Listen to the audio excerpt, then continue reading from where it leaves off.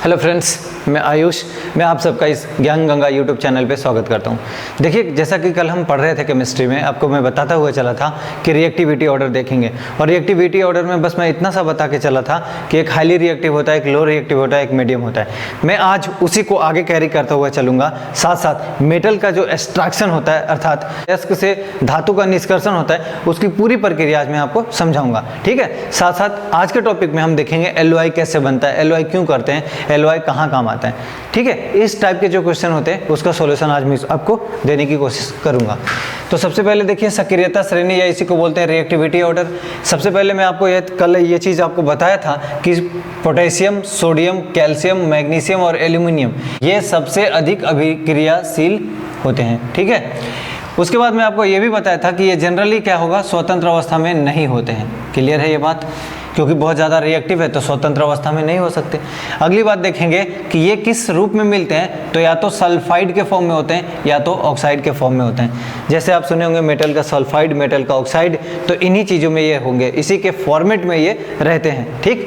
अगली बात अगर आप देखेंगे तो इसको कैसे निकाला जा सकता है अयस्क से, तो बोला जाता है कि विद्युत अपघटन विधि के द्वारा धातु का निष्कर्षण किया जाता है। मैं क्या बोल रहा हूँ, विद्युत अपघटन विधि से धातु का निष्कर्षण किया जा सकता है। इसका मतलब जो भी धातु है उसमें सोडियम हो या पोटेशियम हो, उसको विद्युत अपघटन प्रोसेस के द्वारा एक्सट्रैक्ट किया जा सकता है या निष्कर्षण किया जा सकता है। अगली बात देखिए, जिंक और iron, lead. Zinc, iron, lead ये तीनों क्या होता है, मध्यम अभिक्रियाशील होता है। ठीक है। नेक्स्ट बात बोला जाता है कि भूपर पट्टी में ऑक्साइड या सल्फाइड या कार्बोनेट के रूप में उपस्थित होते हैं, और इसका जब धातु का निष्कर्षण करना होता है, इन सब का, जिंक, आयरन और लेड का, तो क्या करते हैं, कार्बन का उपयोग करते हैं अपचयन के लिए। अपचयन का मतलब होता है रिडक्शन।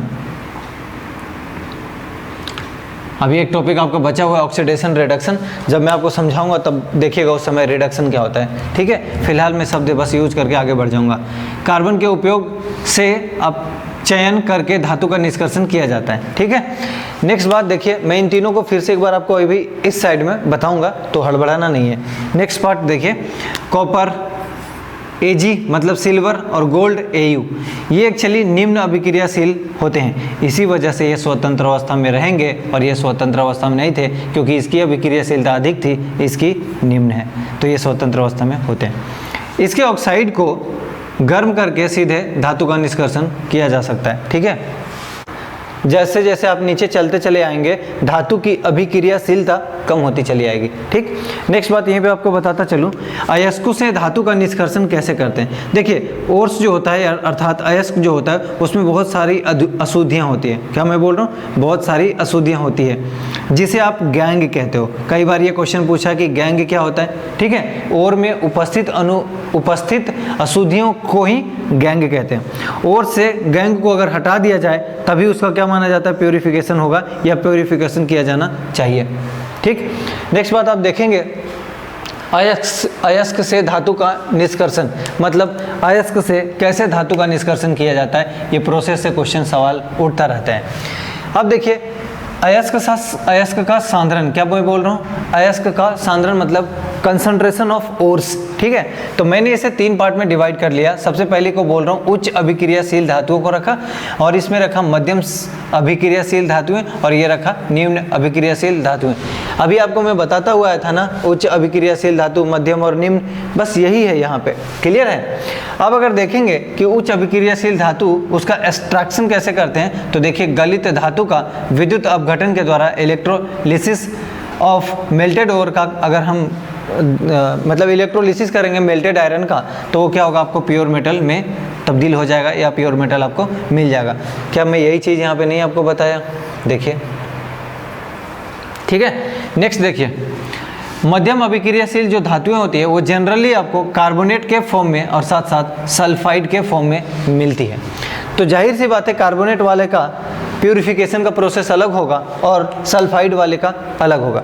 देखिए, आपको यहाँ पे समझना होगा, जो कार्बोनेट अयस्क होता है उसका करते हैं हम लोग निष्पातन। निष्पातन का मतलब होता है कैल्सिनेशन, और कैल्सिनेशन प्रोसेस हमेशा दिमाग में रखना है कि ऑक्सीजन की अनुपस्थिति में होता है। ठीक है। मतलब ऑक्सीजन में सीधा सीधा कहूँ तो ऑक्सीजन नहीं होना चाहिए। ठीक है, तो बोला जाता है कि, तो पूछता है आपसे कि निष्पादन क्या है या कैल्सिनेशन क्या है, तो आप ध्यान रखिएगा कि कार्बोनेट अयस्क का धातु के ऑक्साइड में बदलने के लिए जो प्रोसेस यूज किया जाता है उसी को निष्पादन या कैल्सिनेशन कहते हैं। ठीक, अगली बात देखेंगे, जो सल्फाइड अयस्क है उसका भर्जन करते हैं या इसको बोलते हैं हम लोग रोस्टिंग।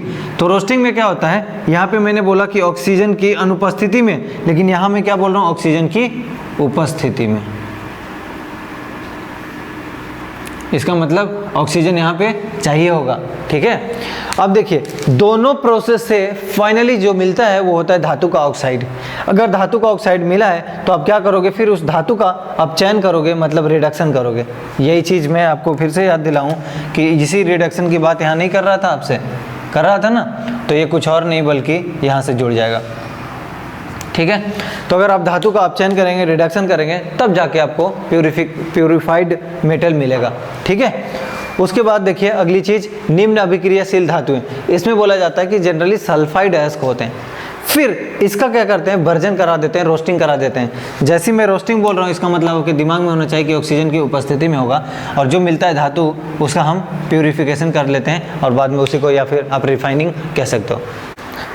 नेक्स्ट पार्ट जो बचा हुआ उसमें देखिए संक्षारण। इसका क्या मतलब होता है, लोहे पर भूरे रंग की परत पड़ जाती है जिसे जंग कहते हैं। कई बार आप देखते होंगे कि मान लीजिए अगर लोहे का होगा और अगर कोई नमी वाली जगह में रख दे जहाँ पे इसको पानी प्रॉपर तरीके से मिलता रहे, तो आप देखेंगे कि इस पे जंग लग जाता है, और जंग लगने के बाद ये धीरे धीरे उसका जो ऑक्साइड फॉर्म आ जाता है उसके ऊपर, और वो झड़ने लग जाता है। इसका मतलब इसका कई बार आपसे पूछता है कि जंग लगने के बाद उसका वेट क्या होता है, बढ़ जाता है। ठीक है, आप सोचोगे उसको झाड़ने के बाद झाड़ोगे तब ना, वो पूछ रहा रस्ट होने के बाद उसका वेट बढ़ता है, घटता है, कांस्टेंट रहता है, तो जाहिर सी बात है बढ़ जाता है। ठीक है, अगली बात आप समझेंगे तो जंग समझ में आ रहा है। जंग का मतलब हुआ लड़ाई वाला जंग नहीं कह रहा हूँ, जंग का मतलब रस्ट वाला जंग कह रहा हूँ। क्लियर है, किसी भी मेटल के ऊपर उसका परत पड़ जाना जंग होता है। तो आप देखेंगे कई बार संक्षारण से उपाय या सुरक्षा की कोशिश की जाती है कि कैसे उससे बचा जाए। तो जनरली आप देखते होंगे जो भी मेटल होता है उस पर पेंट किया जाता है। पेंट क्यों किया जाता है, सबसे बड़ी बात है कि पेंट करके उसको संक्षारण से रोका जाता है ताकि उस पर जंग ना लगे। दूसरी बात, कई बार आप देखते हैं कि ऑयलिंग करते हैं या ग्रीजिंग करते हैं, और ग्रीसिंग करके या ऑयलिंग करके उसको भी संक्षारण से बचाते हैं, कोरोजन से बचाते हैं। नेक्स्ट देखेंगे यसद लेपन, ये है गैल्वेनाइजेशन। बहुत ज़्यादा इंपॉर्टेंट है मेरे भाई, बहुत ज़्यादा इंपॉर्टेंट है, क्योंकि ये कितनी बार कई जगह क्वेश्चन आया है। तो यसद लेपन या गैल्वेनाइजेशन होता क्या है, लोहे पर जिंक की परत चढ़ा दी जाती है। जैसे सपोज ये एक लोहे का रड है, इसके ऊपर मैं जिंक का पेंटिंग कर दूंगा पूरी तरह से, तो ये क्या हो जाएगा, इसको गैल्वेनाइज कर दिया गया।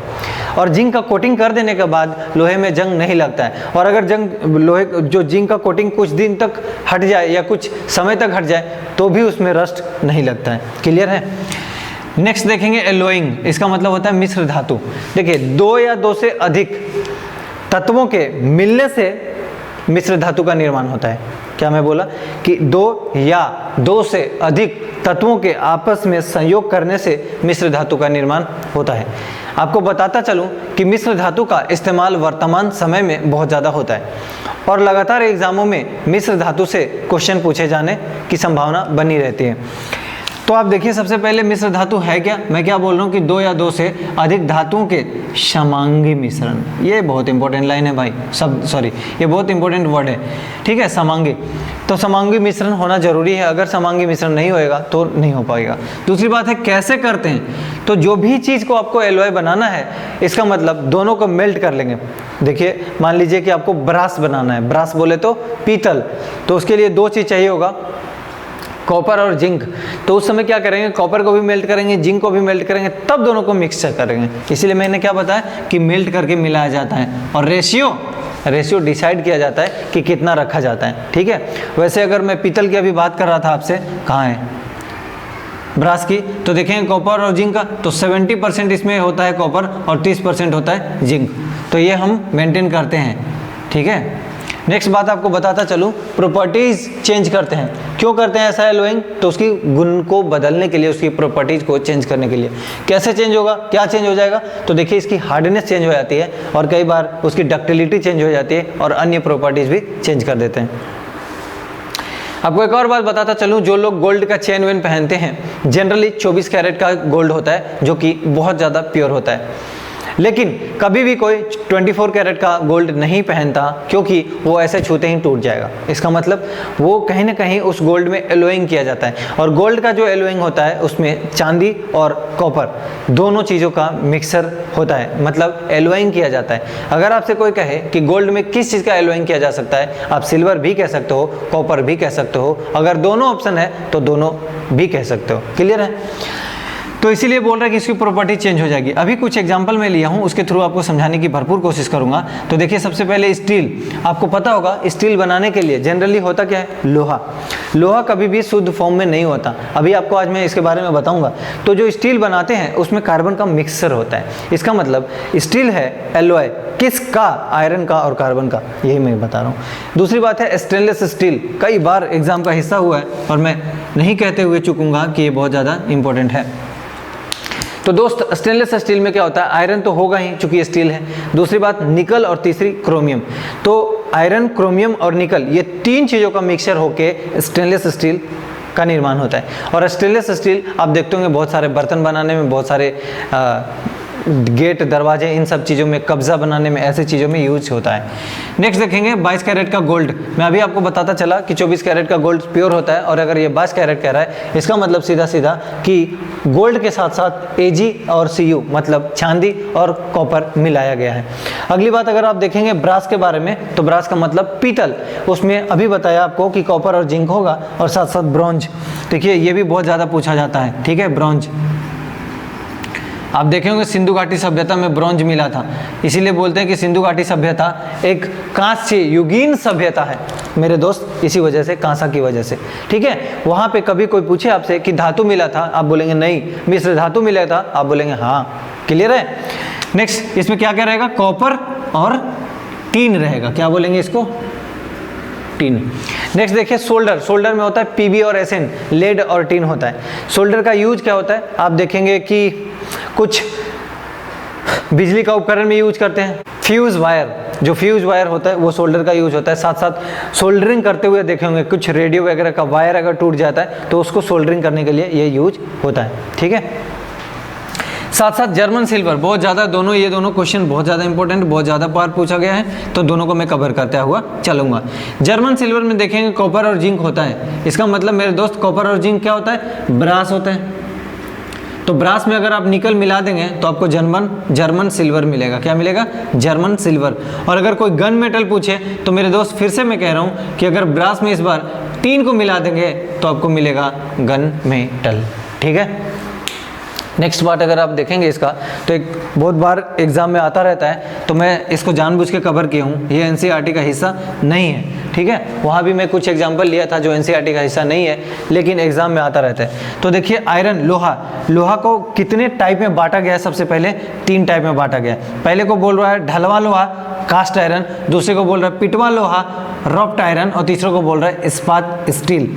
तो सबसे पहले ढलवा लोहा में कार्बन की अगर मात्रा देखा जाए तो 2 से 5% होता है, ठीक है। और ये बहुत ज़्यादा कठोर होता है। कठोर क्यों है? क्योंकि यहाँ पे कठोर क्यों है? क्योंकि यहाँ पे कार्बन की मात्रा अधिकतम है। तो मेरे दोस्त, आपको इतना सा बात दिमाग में रखना है कि अगर आपसे कोई पूछे कि सबसे ज़्यादा कार्बन की मात्रा किस आयरन में होगा, तो आपको बता देना चाहिए कास्ट आयरन या ढलवा लोहा।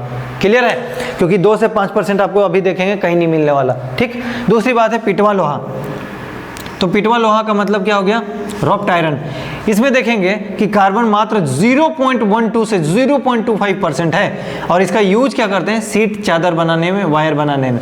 अगर कार्बन का मात्रा ज़्यादा होगा तो कभी भी आप उसको हैमर नहीं कर सकते, सीट नहीं बना सकते, क्योंकि वो कठोर हो जाएगा। इसी वजह से अगर सीट बनाना है और वायर बनाना है तो ऐसे में आपको कार्बन की मात्रा कम लेनी होगी। नेक्स्ट देखेंगे इस्पात, और इस्पात होगा 3 तरीके का। पहला माइल्ड स्टील, दूसरा मीडियम स्टील, तीसरा हार्ड स्टील। जैसे मैं हार्ड स्टील बोल रहा हूँ इसका मतलब कार्बन का मात्रा ज़्यादा होगा, देखिए 1.5%। जैसे मैंने माइल्ड बोल रहा हूँ इसका मतलब बहुत कम होगा, 0.1%। और अगर मीडियम बोल रहा हूँ तो 0.5%, ठीक है।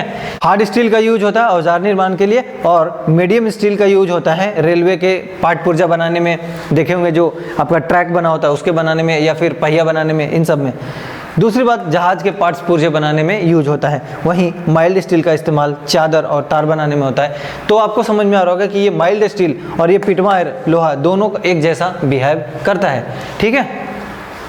तो इस तरह से इसमें एक पार्ट और बचा रह गया, वो है मेटल का रिएक्शन। ज़्यादातर रिएक्शन मैं एसिड, बेस और सॉल्ट जब पढ़ाऊंगा, अम्ल, क्षार और लवण, वहाँ पे कवर हो जाएगा। तो इस तरह से ये टॉपिक मेरे हिसाब से समाप्त ही है। जो थोड़ा बहुत रिएक्शन बचा हुआ है वो मैं एसिड, बेस और सॉल्ट वाले में करा लूँगा, क्योंकि एसिड, बेस और सॉल्ट में अधिकतर रिएक्शन कवर हो जाएगा। वैसे भी यहाँ पे जो रिएक्शन पढ़ना है आपको वो एग्जाम का हिस्सा नहीं होता है, प्रोसेस से पूछा जाता है क्वेश्चन, ठीक है। तो उतना इंपॉर्टेंट नहीं है, फिर भी अगर मुझे लगेगा तो मैं हो सकता है उसको आगे बताता हुआ बढ़ूंगा। और देखेंगे तो बहुत बड़ा टॉपिक जो बचा हुआ है, एक तो कार्बन और उसके यौगिक, दूसरा अभी बता रहा था एसिड, बेस, सॉल्ट, और अगला देखेंगे आपको ऑक्सीडेशन रिडक्शन। एक दो टॉपिक और है, इसके बाद केमिस्ट्री मेरे हिसाब से समाप्त हो जाएगा। फिर भी अगर कोई टॉपिक बचा होगा तो अगर आप लोग को लग रहा है कि मैंने नहीं कवर करा, आप कमेंट बॉक्स में जाकर बता सकते हैं। और दोस्तों को शेयर जरूर करें, करते रहें, मैं इतना उम्मीद आपसे करता हूँ। और अगर कोई भी सुझाव हो, आप बेहिचक जाकर कमेंट बॉक्स में सुझाव जरूर दें। धन्यवाद।